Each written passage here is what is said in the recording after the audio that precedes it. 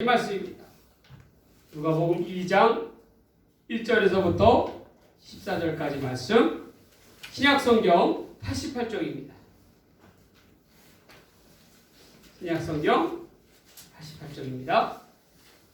누가복음 2장 1절에서부터 14절까지 말씀, 이 말씀을 저와 여러분이 한 절씩 다 함께 교독하도록 하겠습니다. 이는 이 시간 우리에게 주신 하나님의 거룩한 말씀입니다. 그때에 가이사 아구스도가 영을 내려 천하로 다 호적하라 하였으니 이 호적은 누가 수리아 총독이 되었을 때 처음 한 것이라. 모든 사람이 호적하러 각각 고향으로 돌아가매 요셉도 알다시 북쪽으로 갈릴리 나사렛 동네에서 유대를 향하여 베들레헴이라는 다윗의 동으로 그 약혼한 마리아와 함께 호적하러 올라가니 마리아가 이미 잉태하였더라. 거기 있을 그때 해산을 많이 찾아서 첫 아들을 낳아 강보로 싸서 구유에 누웠으니 이는 여관에 있을 곳이 없음이로라. 그 지역의 목자들이 밤에 밖에서 자지 않는 데를 지키더니 주의 사자가 곁에 서고 주의 영광이 그들을 두루 비추매 크게 무서워하는지라. 천사가 이르되 무서워하지 말라. 보라 내가 온 백성에게 미칠 큰 기쁨의 좋은 소식을 너희에게 전하노라. 오늘 다윗의 동네에 너희를 위하여 구주가 나셨으니 곧 그리스도 주시니라. 너희가 가서 모여서 그의 일을 나비를 보리니 이것이 너희에게 표적이라. 호련히 수많은 천군이 그 천사와 함께 하나님을 찬송하여 이르되 지극히 높은 곳에서 하나님께 영광이요 땅에서는 하나님의 기뻐하신 사람들이 중에 평화로다. 아멘. 오늘 이 시간에는 누가복음 2장 1절에서부터 14절까지 말씀을 가지고 성탄의 축복을 고대하는 자라는 제목으로 하나님 말씀 전해드리고자 합니다. 여러분, 고대하다라는 그 말의 의미를 아십니까? 기대하다라는 말은 아시죠? 여러분. 그러나 고대하다라는 말의 의미는 어떤 의미냐면 장차 앞으로 일어날 일에 대해서 몹시 기다리고 기대하는 것을 갖다가 고대하다라고 그렇게 표현합니다. 여러분, 한자성어에 학수고대라는 말이 있죠. 그게 무슨 뜻인지 아세요? 학수고대? 학이 자기의 목을 갖다가 길게 어떻게요? 빼고 간절히 기다린다라는 것 뜻하는 것이 바로 학수고대라는 그러한 뜻의 말입니다. 여러분, 우리가 이제 올해도 내일이면 성탄절이 다가오는데 성탄절 가운데서 정말 우리가 기대해야 할 것은 바로 성탄이 우리에게 가져다주는 축복입니다. 그래서 오늘 말씀의 제목을 성탄의 축복을 고대합시다 라고 그렇게 정한 것입니다. 자, 그렇다면 성탄이 가져다주는 우리 축복은 어떠한 축복을 고대해야 되느냐, 또한 이런 축복을 받을 만한 사람들은 과연 어떻게 해야 되느냐. 첫 번째로 이 성탄의 축복은 깨어있는 자들의 축복이라는 거예요. 깨어있는 자들의 축복. 깨어있지 않으면요 성탄의 은혜와 축복 가운데 나아갈 수가 없습니다. 여러분, 잠이라는 것은 성경에 있어서 어떠한 의미예요? 잠은 곧 게으름, 나태함, 그리고 무지함, 그리고 영적 능력이 상실되어 있음을 이야기합니다. 또한 죽은 이들을 향해서 뭐라고 얘기합니까? 성경에는 깊은 잠 가운데로 나아갔다라고 그렇게 표현하죠. 그것은 뭐예요? 결국에는 잠은요 어떻게 보면 기회의 상실이라고 이야기할 수가 있어요. 우리가 이 땅 가운데 살아서 깨어있을 때에 우리 심장이 뛸 때에만이 어떻게 됩니까? 기회가 있는 거예요. 어떤 기회요? 하나님께로 나아갈 수 있는 기회가 열려지는 거예요. 그러나 우리가 죽으면 깊은 잠에 빠져들면 어떻게 됩니까? 그러한 기회조차도 상실되는 것입니다. 그러한 까닭에 우리가 특히 깨어있으라 라는 성경의 말씀에 보면 어떤 부분이 있냐면 핵심적인 것은 바로 영적으로 깨어있으라고 이야기하는 겁니다. 예수님께서 예루살렘에서 십자가에 달리기 돌아가시기 전까지 겟세마네 동산에서 어떻게 기도하셨어요? 땀방울이 핏방울이 되도록 그렇게 간절히 기도하셨다고 하지 않습니까? 얼마나 열심을 다하여 기도했으면 그런 표현을 썼겠어요. 땀방울이 핏방울과 같이 기도하셨다. 그런데 제자들은 어떻게 하고 있었습니까? 대부분의 제자들은 자신의 육신의 피곤을 못 이겨갖고 어떻게 하고 있어요? 다들 뭐 하고 있어요? 졸아 떨어졌다라는 거예요. 그럴 때 예수님께서 말씀하시죠. 너희가 한시도 깨어있지 못하더냐. 여러분, 우리의 이 혼탁한 세상 가운데서 우리의 영이 하나님 앞에 온전히 깨어있지 아니하면 우리는 절대로 하나님 나라의 일에 동참할 수가 없어요. 하나님의 나라에 그렇게 까닭에 제자들은 예수님이 십자가에 달려 돌아가셨을 때 어떻게 했습니까? 뿔뿔이 다들 흩어지고 말았지 않습니까? 왜 그랬어요? 자신의 육신의 안위가 더 먼저였기 때문인 거예요. 하나님 나라의 일보다는. 그걸 구분을 못했던 거예요. 왜 그랬을까요? 그들은 영적으로 깨어있지 못했기 때문에 그렇습니다. 여러분, 우리가 사는 이 땅도 마찬가지예요. 우리의 영이 깨어있지 아니하면 하나님의 나라를 구분할 수가 없어요. 하나님의 나라의 일을 감당할 수가 없다는 것입니다. 영적으로 깨어있는 자만이 하나님 나라의 일을 감당하고 또한 이는 성탄의 축복과 기쁨 가운데 나아갈 수가 있는 거예요. 오늘 본문을 보세요. 본문을 보면요, 아버지 요셉이 나옵니다. 아버지 요셉이 어떻게 해요? 마리아를 데리고 이 로마 황제 가이사 아우구스토의 명에 의해서 호적 조사를 위해서 베들레헴으로 향하고 있어요. 그런데 이 마리아의 상태가 어떠합니까?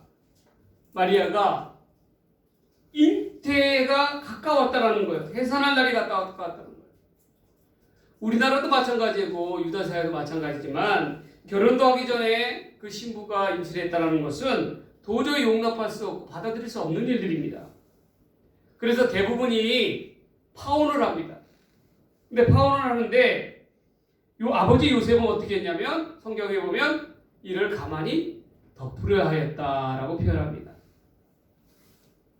그것은 뭐냐면 바로 정혼자인 마리아에게도 상처를 주지 않기 위해서는 까닭이었어요. 그러나 이것이 완전히 뒤바뀌게 되는 계기가 있죠. 어떻게 뒤바뀌게 됐죠? 천사가 요셉을 찾아와 말씀하였을 때에 그 말씀 가운데 요셉은 온전히 이 일이 하나님이 정하신 일이요 영적인 이름을 분명히 깨달았다는 거예요. 그러한 영의 눈이 열려 있었기 까닭에 천사의 말을 온전히 받아들이고 신뢰하고 받아들일 수가 있었다는 것입니다. 그래서 어떻게 했습니까? 결혼을 파하지 아니하고 어떻게 해요? 마리아를 데리고 베들레헴으로 향하여 나아가는 것입니다. 그런데 만일에 요셉이 영적으로 깨어있지 않았다면 천사의 말을 그냥 쉽게 간과하였다면 어떻게 했겠어요? 하나님의 역사가 이루어지기가 힘들었다는 것입니다. 그러나 어찌됐든 간에 요셉은 깨어있었다는 것이 이처럼 영적으로 깨어있는 것이 중요합니다. 본문의 목자들도 마찬가지지요. 목자들은 하루 종일 자신의 양떼를 지켰어요. 낮뿐만 아니라 이는 밤에까지도 이어졌습니다. 피곤한 밤이고 깊은 어두움이 몰려오는 칠흑 같은 밤입니다. 그러나 그들은 깨어 있었다는 것입니다. 그래야 그렇게 까닭에 하나님의 영광을 볼 수가 있었다는 거예요. 밤새도록 양을 지키고 있을 때에 천사들이 큰 영광과 더불어서 그들 앞에 나타났습니다. 그러자 그들은 크게 두려워하였지요. 그런데 천사들은 이 두려워하고 있는 목자들을 향하여 가장 그들에게 먼저 찾아와 하나님의 기쁜 소식을 전해 주었습니다. 목자들은 깊은 어둠 속에 놓여 있었지만 깨어 있었기 까닭에 먼저 가장 기쁜 좋은 소식, 기쁨의 소식을 들을 수가 있었다는 것입니다. 찬란한 하나님의 영광 가운데로 나아갈 수가 있었다는 것이에요. 여러분, 깨어 있다는 것은 우리에게서 굉장한 큰 의미를 주는 것입니다. 우리는 어떠한 자들입니까? 다시 오실 주님을 기다리는 자들이에요. 그러기 위해서는 우리가 영적으로 깨어 있지 아니하면 어떻게 되는 것입니까? 잠만 자고 있으면 예수님을 맞이할 그러한 준비를 못한다는 것입니다. 실로 세상은 예수님의 성탄의 축복과 진리를 가리우고자 희석시키고자 노력하고 있습니다. 영적인 어둠이 몰려있는 그러한 세상입니다. 그러한 세상 가운데서 우리가 깨어있지 아니하면 이 성탄의 기쁨과 축복 가운데 나아갈 수가 없다라는 것입니다. 그렇게 까닭에 우리가 깨어있는 것이 중요한 거예요. 여러분, 우리가 육신의 질곡 가운데 거기에 넘어져서 어떻게 하고 있어요? 열심을 내지 못하면 그러면 우리는 기다리던 신랑을 기다림에도 불구하고 육신의 잠에 빠져서 횃불에 기름을 준비하지 못한 어리석은 다섯 처녀가 될 수밖에 없다라는 것입니다. 그녀들은 신랑이 마침 도착했을 때에 혼인잔치에 참여하지 못하고 배제되어서 저 한쪽 구석에서 슬피 울며 눈물을 흘리며 통탄할 수밖에 없다라는 것이 마찬가지예요. 우리도 우리의 영이 하나님 앞에서 깨어있지 아니하면 어떻게 됐습니까? 하나님 나라의 일에 동참하기가 어렵다는 것입니다. 예전에는 어려웠잖아요. 힘들었잖아요. 먹을 것도 없었잖아요.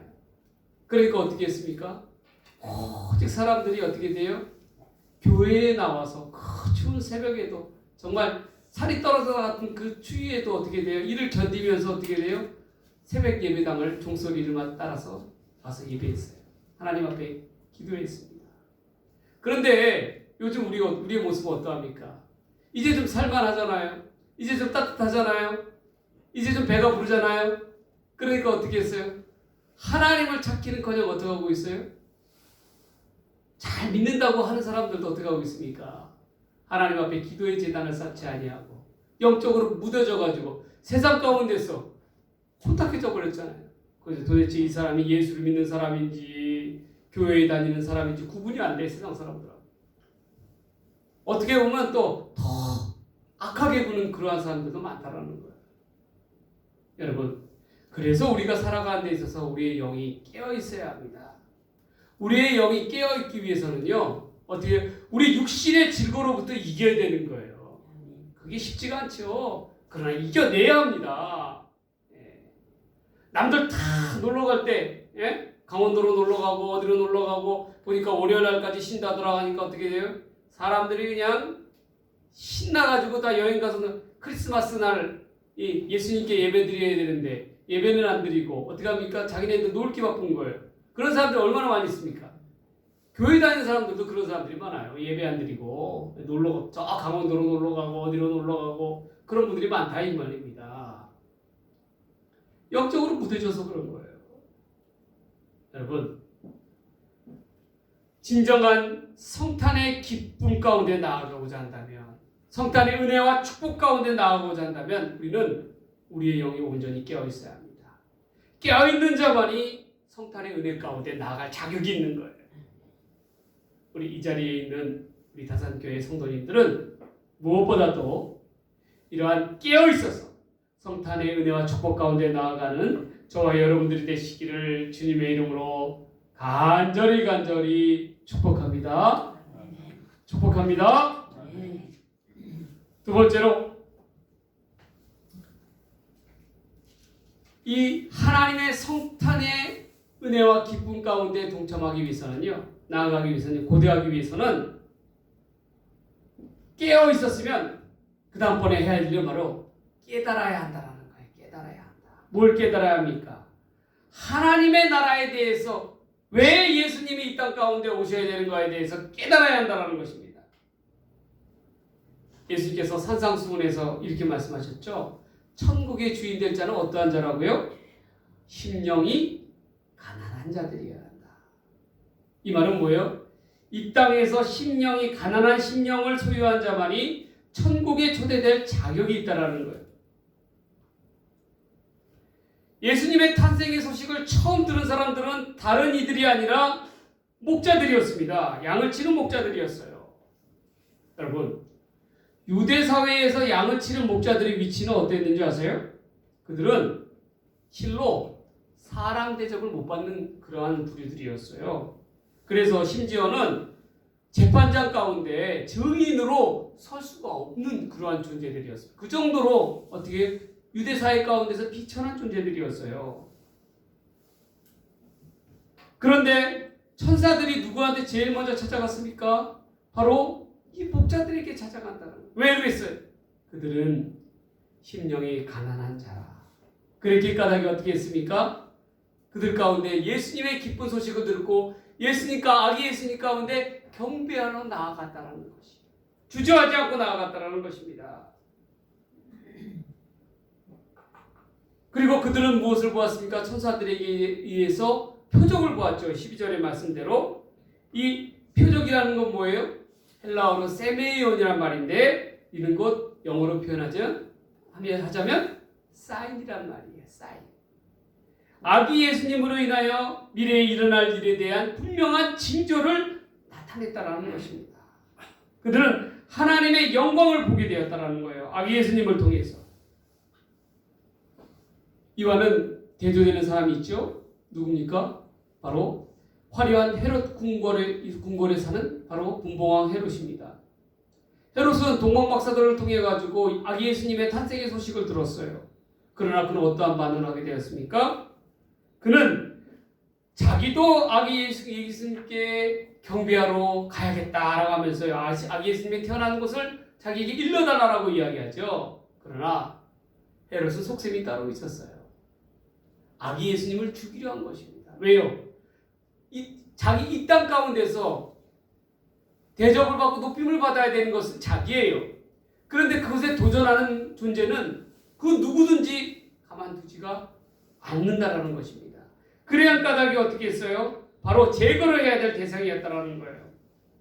헤롯에게 있어서 하나님의 영광을 보기보다는 세상의 영광 가운데 나아가는 사람이었기 까닭에 그의 눈은 어두웠다라는 것입니다. 여러분, 결국 하나님의 나라는 목자들과 같이 가난한 심령 가운데 나아가는 자들에게 주어지는 거예요. 우리의 모습도 보십시오. 여러분, 우리의 모습은 어떠합니까? 있는 사람들이, 부자인 사람들이 더 복음을 받아들이기가 어려워요. 왜 어려울까요?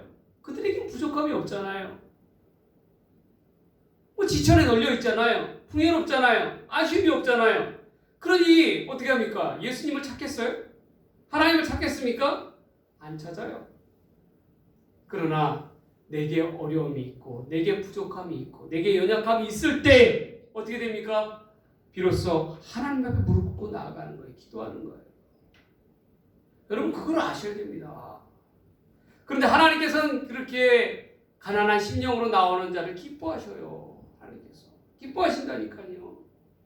어쩌면 우리에게 있는 어려움들은요, 어쩌면 하나님 앞에 나아가는 은혜의 도구일 수 있어요.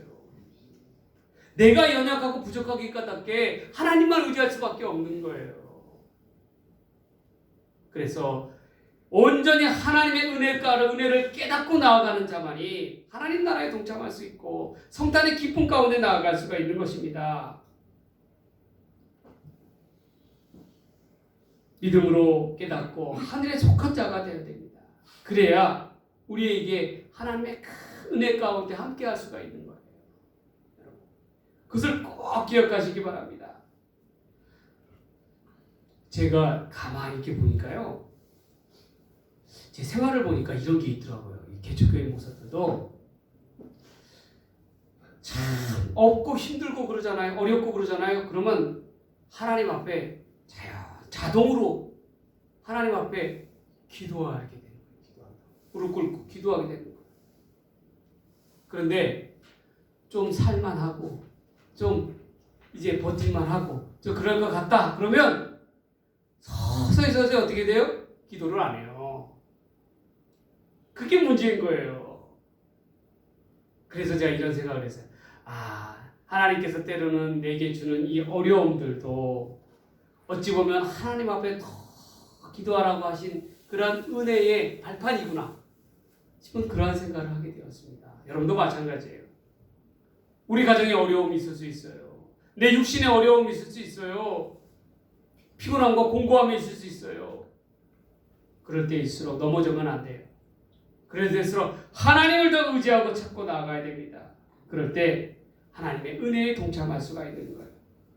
이 목자들은 예수님께서 이 땅 가운데 오신 이유에 대해서 깨닫고 있었다라는 거예요. 그렇기 때문에 아기 예수님을 어떻게 경배하러 나아가는 거예요. 그 짙은 어둠 가운데 나아갈 수 있었다라는 것입니다. 여러분, 우리 무엇보다도 이 땅 가운데 오신 하나님의 아기 예수님의 진정한 그 의미를 온전히 깨닫고 나아가는 저와 여러분들 되기를 주의 이름으로 간절히 축복합니다. 축복합니다. 기독교 작가 조니 렘이라고 하는 사람이 쓴 남김없이 내려놓음이라는 책이 있어요. 참 좋은 책입니다. 그 책에는 이런 내용이 나와 있어요. 한 부자 사업가가 있었습니다. 그는 취미가 뭐였냐면 유명한 미술 작품을 갖다가 수집하는 게 취미였어요. 그래서 그의 유일한 낙은 자기의 하나밖에 남은 외아들과 함께 전 세계 유럽을 돌아다니면서 유명 화가의 작품을 수집하는 것. 그것이 취미였어요. 그런데 그가 사들인 그 예술품들의 가치가 돈으로 셀 수 없을 정도로 10억 달러가 넘었다는 것입니다. 그 미술품 산 금액만 10억 달러가 도대체 얼마나 되나 하고 제가 한번 인터넷으로 뒤져봤어요. 그런데 그게 무려 1조 3천억 원이나 되는 그런 큰 돈이었더라고요. 근데 그게 또 몇십 년 전의 가치니 그게 얼마나 더 큰 가치였겠어요. 생각해 보세요. 그런데 얼마 지나지 않아서 전쟁이 터져버렸습니다. 세계대전이 터져버렸어요. 그러자 이 외아들도 조국의 부르심에 응하게 되었습니다. 그리고 군에 차출돼서 전쟁터 가운데 나아가는 거예요. 또 얼마 되지 않아서 이 사업가 가운데 비극적인 소식이 들려왔습니다. 그만 그 외아들이 전쟁에서 부상당한 병사를 구하기 위해서 나아갔다가 그만 총알에 맞아서 전사를 해버린 것입니다. 그 부자가 얼마나 슬픔 가운데 놓여 있었겠어요. 세월이 지나서 아들을 구해주었던 그 병사가 그분을 찾아왔습니다. 그리고 그 손에는 어떠한 것이 있었냐면 자기의 생명에 구해줬던 그 은인, 그 벗에 대한 그림을 자기가 직접 그려서 그가 누구겠어요? 아들이죠. 아들의 조상아를 직접 그려서 그에게 선물을 한 거예요. 아버지. 그런데 몇 달 후가 지나자 아버지가 병으로 숨을 거두게 되었습니다. 그리고 그가 모아왔던 수제품들이 경매에 나오게 되었어요. 그리고 그 경매의 첫 작품이 뭐였냐면 바로 이 젊은 군인이 그린 아들의 초상화였습니다.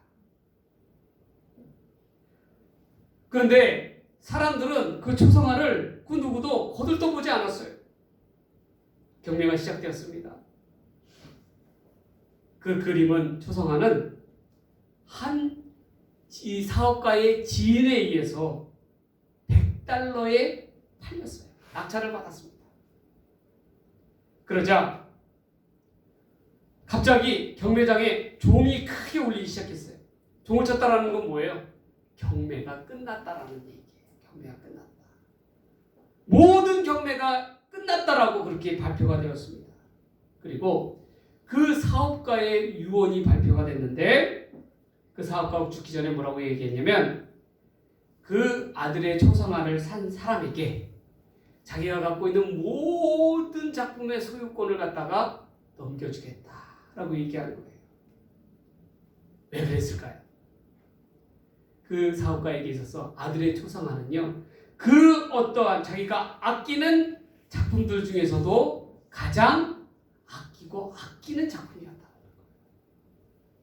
그리고 이를 원하는 이에게 모든 것을 주고자 하였다는 것입니다. 여러분, 이 이야기 속에는 하나님이 우리를 향하신 복음의 가치가 담겨져 있어요. 2000년 전 하나님은 당신의 가장 사랑하는 아들인 독생자를 예수님을 우리 가운데 보내주셨어요. 그리고 이 아들을 믿고 따르고 영접하는 이에게 이 땅, 아니 그 이상의 모든 것을 주시고자 하셨다라는 것입니다. 마치 그 사업가가 그 초상화를 갖다가 구입한 사람에게 모든 1조 3천억 원이나 되는 모든 작품을 준 것처럼 그랬다라는 것이에요. 여러분, 복음의 가치와 이 성탄의 가치와 의미를 아는 이가 진정한 하나님의 선물을 아는 이들입니다. 그러기에 까닭에 여러분, 돼지목의 진주 목걸이라고 이야기하잖아요. 그 표현이 뭡니까? 아무리 진주 목걸이가 값비싸고 좋은 걸 갖다가 메고 있다 할지라도 돼지목이기는 가치가 없는 거예요. 진정한 가치를 아는 자만이 어떻게 됩니까? 그 가치를 온전히 보존할 수가 있다는 것입니다. 우리도 마찬가지예요. 성탄의 진정한 기쁨과 축복 가운데 우리가 거하기 위해서는 무엇보다도 성탄의 의미를 온전히 바로 알아야 됩니다. 이 땅 가운데 자기의 외아들을 아낌없이 내어주신 하나님의 그 성탄의 복된 의미를 아는 자만이 진정한 성탄의 축복과 기쁨 가운데 거할 수 있고 누리고 있다는 것입니다. 여러분, 이 성탄 전날 화려함 가운데, 분주함 가운데 진정한 성탄의 의미를 우리가 놓쳐서는 안 됩니다. 그리고 자기의 편의와 즐기기 위해서 그러한 성탄이 아니라는 거예요. 성탄은 진정한 가치와 의미를 아는 자만이 그 성탄의 진정한 의미를 누리게 될 줄 믿습니다. 우리는 무엇보다도 이 땅 가운데 주신 하나님의 그 성탄의 의미를 온전히 깨닫고 믿음으로 나아갈 수 있는 저와 여러분들 되시기를 주님의 이름으로 간절히 축복합니다. 축복합니다. 마지막 세 번째로요. 성탄의 축복과 기쁨 가운데 이를 고대하는 자는 어떠한 자들이냐면 첫 번째로 어땠어요? 첫 번째로 어땠습니까? 성탄을 어떻게 했어요? 깨어있는 자만이 그 축복을 누릴 수 있다고 그랬죠? 두 번째로 어땠어요? 깨닫는 자만이 그 축복을 누릴 수 있다고 얘기했죠? 마지막 세 번째는요. 우리가 깨어있고 깨달았으면 받아들이는 자가 바로 축복을 어떻게 해요? 소유할 수가 있다는 거예요. 받아들여야 한다는 거예요. 깨어있어서 축복을 깨닫고 나아갔다면 반드시 이를 받아들여야 우리 것으로 될 수가 있다는 거예요. 여러분, 아무리 유명한 학원 강사가 가르친다 하더라도요, 그 학습자가 이를 내 것으로 소화하지 않으면 아무런 의미가 없어요. 그렇잖아요. 내 것으로 반드시 받아들이고 소화할 때만이 의미가 있는 것이에요. 마찬가지로 성탄에 하나님께서 주신 성탄의 은혜와 축복 가운데 거하는 자는 어떠한 자들의 몫이냐면 하나님의 말씀을 말씀 그대로 받아들이는 자만이 어떻게 해요? 그 축복 가운데 나아갈 수가 있다. 여러분들은 하나님의 말씀을 온전히 받아들이고 있습니까? 그 말씀대로 나아가고자 합니까? 나한테 어떠한 어려움이 부딪힌다 할지라도 그 말씀에 믿음으로 순종하며 나아가고 있습니까? 하나님이 보신다라는 것입니다. 열왕기상 17장에 보면 사르밧 과부와 엘리야의 이야기가 나옵니다. 엘리야가 굶주림에 지쳐 있을 때에 하나님께서 명령하시지요. 사르밧이라는 곳에 가면 한 과부가 있을 터인데 그 과부에게 몸을 의지하여라 라고 명하십니다. 그녀가 너에게 음식을 갖다 줄 것이다 라고 말씀하셨어요. 엘리야는 허기진 몸을 이끌고 지친 몸으로 사르밧까지 가서 성문 어귀에 다다릅니다.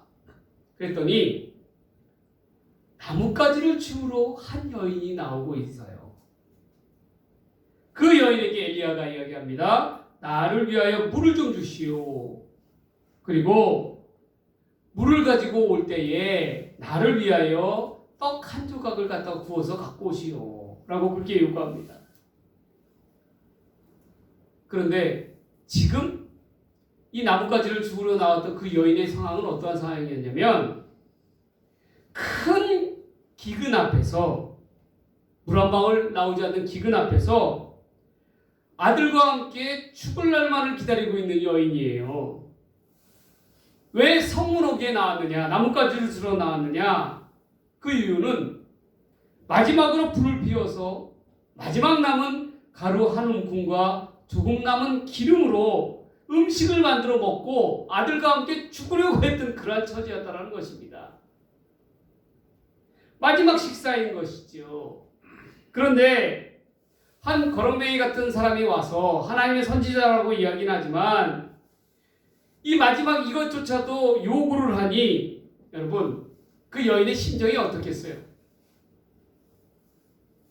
그런데 그녀는 어떻게 했냐면 그 엘리야의 요구대로 응하였다라는 것입니다. 엘리야가 말하지요. 두려워 말고 가서 내 말대로 하려니와 라고 이야기합니다. 하거라라는 거예요. 그럴 때 그녀는 자신조차도 죽을 위기에 놓인 처지였음에도 불구하고 떡 한 조각을 내놓으라는 엘리야의 요청에 순종하였다는 것입니다. 여러분, 만일 사르밧 과부가 엘리야의 그 말씀 위에 순종하지 않았다면 어떻게 했을까요? 그런데 순종하였기 까닭에 엘리야의 말씀을 그대로 믿고 받아들였기 까닭에 그녀의 집은요 여호와께서 지면에 비를 내리는 날까지 가뭄이 그치고 기근이 그치는 그 날까지 그 집에 폼가루와 기름병에 어떻게 해요? 가루와 기름이 떨어지지 아니하였다는 것입니다. 중요한 건 뭐예요? 이 엘리야의 말, 하나님의 말씀 그대로 온전히 받아들였다라는 거예요. 그리고 그 말씀대로 순종하며 나아가니까 하나님께서 이 어려움 가운데서도 어떻게 해요? 보살펴 주셨다는 것입니다. 하나님의 은혜가 어떻게 해요? 기근이 멈추는 그날까지 양식이 떨어지지 아니하였다는 거예요. 얼마나 큰 은혜 중에 은혜입니까? 그녀에게 있어서 금덩어리가 무슨 의미가 있고 은덩어리가 무슨 의미가 있겠어요? 그보다도 더 중요한 건 뭐예요? 내일을, 오늘의 삶을 유지할 수 있는 양식 아니겠어요? 그렇잖아요? 그런데 그 양식의 통이 어떻게 돼요? 날마다 채워져요. 얼마나 놀라운 은혜, 결국 보면 은혜, 말씀의 앞에 순종하니까 어떻게 해요? 하나님의 은혜 가운데, 은혜의 강 가운데 젖어들며 살아갈 수밖에 없었다. 중요한 건 뭐예요? 우리는 마찬가지예요. 고기를 잡으면 어떻게 됩니까? 강가로 뛰어 들어가야 되는 거예요. 몸이 젖을 수밖에 없죠. 각오하고 들어가야 되는 거예요. 그렇지 않으면 절대로 고기 못 잡아요. 그렇잖아요. 깊은 데로 나아가라 예수님께서 말씀하셨잖아요. 왼쪽에 고생하는 그런 제자들 앞에 뭐라고 해요? 깊은 데로 가서 그물을 던지우라. 그물을 던지우지 않으면 어떻게 해요? 고기는 잡을 수가 없는 거예요. 그러나 믿음으로 순종하였더니 어떻게 해요? 차고 넘치도록 하나님께서 그 배를 갖다가 채워주시잖아요. 그물을 채워주시잖아요. 마찬가지입니다. 여러분, 하나님의 은혜와 축복 가운데 성탄의 이 축복과 기쁨 가운데 나아가는 자들은 어떠한 자들이냐면 말씀대로 살아가는 자들, 말씀을 받아들이는 자들, 그러한 자들 위해 주어지시는 하나님의 선물이라는 것입니다. 예수님의 어머니 마리아와 요셉의 아버지도 말씀 그대로 받아들여서 어떻게 해요? 호적 조사를 하러 베들레헴 땅으로 지친 몸을 이끌고 나아갔던 것입니다. 목자들도 동방박사들도 하나님의 말씀을 따라 별을 따라서 움직였다는 거예요. 구세주를 맞이하는 기쁨 가운데 나아가는 자들은 반드시 하나님의 말씀을 받아들이며 나아가는 자들의 몫이라는 것입니다. 여러분, 우리의 모습은 어떠합니까?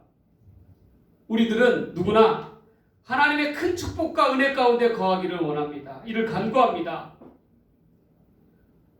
그렇지만 성탄의 기쁨과 이 소망을 누리고자 하지만 과연 우리는 얼마나 하나님의 말씀을 있는 그대로 온전히 받아들이며 나아가려고 하느냐, 한번 되새겨 봐야 한다는 것입니다. 진정한 성탄과 기쁨과 축복 가운데 나아가기 위해서는 무엇보다도 우리가 말씀 위에 온전히 섰을 때에 우리 것이 될 수가 있다. 그런데 우리는 얼마나 하나님 앞에서 참 많은 변명과 핑계 가운데 하고 일관하고 있습니까? 이거는 이래서 안 되고 저거는 저래서 안 되고 이거는 이렇게 까닭에 할 수 없고 저거는 저렇게 까닭에 할 수밖에 없다. 하나님 참 피곤하실 것 같아요. 그렇죠? 여러분, 우리를 두고 얼마나 피곤하시겠어요. 네. 어쩔 때는 제가 이런 생각을 해요. 저를 보면서요, 참 하나님께서도 참 쓴 웃음을 지으시겠다 싶은 생각이 들어요. 참 정말 말 안 듣는구나. 정말 고집이 세구나. 응? 저 고집 저거 어떻게 알고 그렇게 생각하지 않겠어요? 네. 저도 그런 생각이 든다니까요. 제 모습을 보면서 하나님이 안타까워 하시겠구나 싶은 생각이 들 때도 있어요. 여러분, 하나님의 마음을 한번 생각해 보세요. 여러분. 나를 두고 하나님께서 어떻게 생각하실까? 아이고 저거 아이고. 여러분, 하나님의 축복과 은혜, 성탄의 진정한 축복이 내 것이 되기 위해서는 무엇보다도 하나님의 말씀을 있는 그대로 받아들이는 자에게 주어진 하나님의 몫입니다. 그걸 받아들이지 않으면요, 내 것이 없어요. 내게 주어질 것이 없습니다. 우리가 하나님의 말씀대로 믿음으로 순종할 때에 하나님이가 우리의 삶 속에 임하셔서 우리 가정 위에, 우리 사업장 위에 밀가루통과 기름병이 떨어지지 않게 하여 주시네. 여러분, 우리가 앞서 이 말씀을 정리합니다. 성탄이 가져다주는 그러한 의미를 온전히 깨달았다면 우리가 깨어 있어야 하고요. 또 그 뜻을 온전히 깨달아야 하고요. 또 이를 하나님의 말씀을 온전히 받아들일 때 진정한 성탄의 기쁨 가운데 나아갈 수가 있는 거예요. 마치 요셉과 마리아처럼, 동방박사들처럼, 목자들처럼, 비록 가난한 처지에, 힘든 처지에, 공고한 처지에 놓여 있다 할지라도 그들은 진정한 하나님의 성탄을 갖다가 기쁨 가운데 누렸어요. 그러나 우리의 모습은 어떠합니까? 한번 되짚어보자는 것입니다.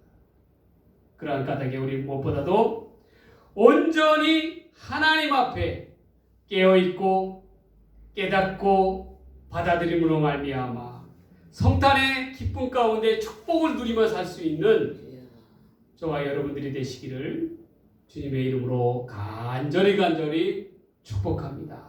아멘. 축복합니다. 기도하겠습니다. 하나님 아버지, 감사합니다. 하나님, 우리가 무엇보다도 이 성탄이 우리에게 가져다 주는 진정한 의미와 기쁨과 축복을 온전히 받아들일 수 있는 믿음의 사람들 다 되게 하여 주시옵소서. 하나님의 뜻 가운데 온전히 깨어있게 하여 주시옵소서. 하나님의 뜻을 온전히 받아들이게 하여 주시옵소서. 하나님 앞에 온전함으로 서서 이 성탄의 기쁨을 누리는 복된 믿음의 사람들 다 되게 하여 주시옵소서.